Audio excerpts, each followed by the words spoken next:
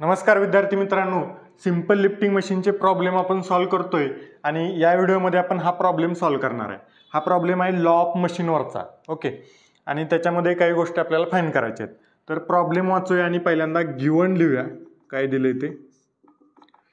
So A machine has a velocity ratio of 250. पहिला दिलाय velocity ratio किती 250.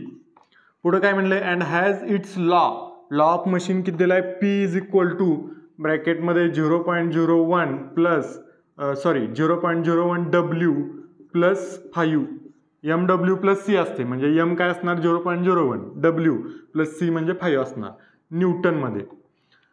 आणि पुढे काय म्हणले find MA efficiency mechanical advantage efficiency and effort lost in friction at a load of 1000 Newton. Load दिलाय 1000 Newton आणि या लोडला आपल्याला या 3 क्वांटिटी फाइंड करायच्या आहेत. आणि अजून काय सांगायचे आहे also state whether the machine is reversible or not.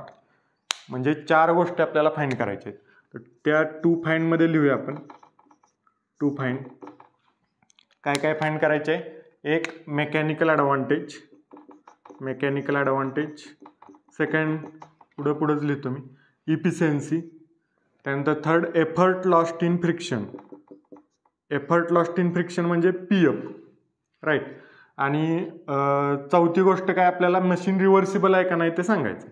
ते इफिशियन्सीवरूनच ठरणार आहे. त्यामुळं रिव्हर्सिबल ऑर नॉट. ओके, या 4 गोष्टी फाइंड करायच्या आहेत. तर आता फॉर्म्युले त्यासाठी पहिल्यांदा कलेक्ट करूया आपण. म्हणजे काय फक्त व्हॅल्यू टाकायच्यात. पहिला MA कसं काढतात. MAचा फॉर्म्युला आहे W डिवायडेड बाय P. आता W आपल्याला दिलंय आणि P आपण या लॉ मधून काढू शकतो W ची व्हॅल्यू टाकून. So W by P MA निघेल. त्यानंतर इफिशियन्सी. सेकंड इफिशियन्सीचा फॉर्म्युला काय असतो MA divided by VR into 100. आता MA वरच्या स्टेपला निघेल. VR दिलंय त्यामुळं इफिशियन्सी पण निघते. आणि तिसरा पॉईंट आहे PFचा फॉर्म्युला काय असतो P मायनस PI. P आपण इथून काढू शकतोय. PI कुठून घेणार PI is equal to W divided by VR. W आपल्याला दिलंय आणि VR सुद्धा दिले त्यामुळं PI निघतंय. ते इथं टाकले की PF निघतंय. म्हणजे तिसरा पॉईंट झाला. आणि चौथं काय रिव्हर्सिबल आहे का नाही मशीन ते सांगायचं कशावरून इफिशियन्सीवरून. ओके, त्यामुळं सिंपल प्रॉब्लेम आहे. पहिल्यांदा MA काढूया नंतर इफिशियन्सी नंतर PF. Okay, solution. पहिल्यांदा MA mechanical advantage.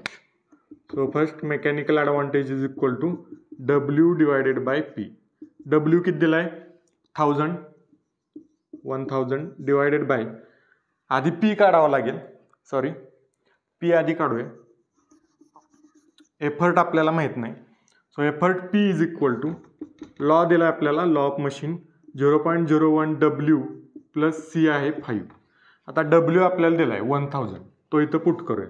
So P is equal to येणार 0.01 इंटू 1000 प्लस 5. 0.01 इंटू 1000 किती येणार 10 आणि 10 प्लस हे 5 15. सो एफर्ट आला 15 न्यूटन.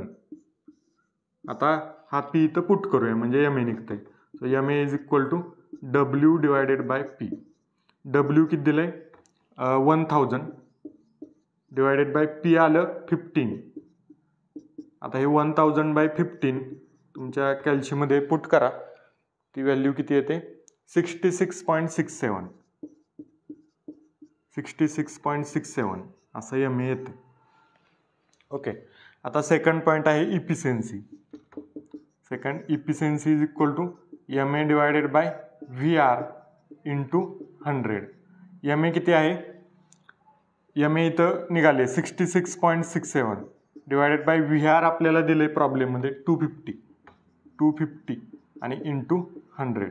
सो हे किती येते कॅल्शीमध्ये जर पुट केलं तर इफिशियन्सी येते 26.67% एवढी इफिशियन्सी येते. ओके, हा सेकंड पॉईंट झाला. आता थर्ड PF साठी पहिल्यांदा PI काढलं पाहिजे म्हणजेच आयडियल एफर्ट. सो तिसऱ्यासाठी ideal effort PI is equal to W divided by VR. तर W आपल्याला दिले 1000 डिवायडेड बाय VR दिले 250, म्हणजे PI किती येणार, PI 4 न्यूटन, राईट, 4 न्यूटन. कॅल्सीमध्ये पुट करा, 4 न्यूटन येतं. आता PI निघाले की आपण PF काढू शकतो. PF is equal to P minus PI. P किती आहे, P इथं आले 15 मायनस PI आले 4, म्हणजे PF किती आलं 11 न्यूटन. तो सुद्धा एफर्टच आहे, लॉस्ट झालेला न्यूटनमध्ये येणार 11 न्यूटन. आता मशीन, चौथा पॉईंट काय, मशीन रिव्हर्सिबल आहे का नाही ते आपल्याला सांगायचं आहे. चौथा पॉईंट, रिव्हर्सिबल ऑर नॉट. आता इफिशियन्सी बघितली, किती इफिशियन्सी आली, 26.67% एवढी इफिशियन्सी आली. आता ही इफिशियन्सी कशी आहे, लेस दॅन 50% आहे. मशीन रिव्हर्सिबल कधी असते, जर इफिशियन्सी ग्रेटर दॅन 50% असेल तर मशीन रिव्हर्सिबल असते. जर लेस दॅन 50% असेल तर मशीन रिव्हर्सिबल नसते. सिंपल आहे. म्हणजे ही मशीन कशी आहे, रिव्हर्सिबल नाही, कारण 50पेक्षा इफिशियन्सी कमी आली. त्यामुळं machine is not reversible or non reversible. हे खाली लिहायचं, याला 1 मार्क असणार. Machine is not reversible or non reversible. Okay, अशा पद्धतीनं हा प्रॉब्लेम होता.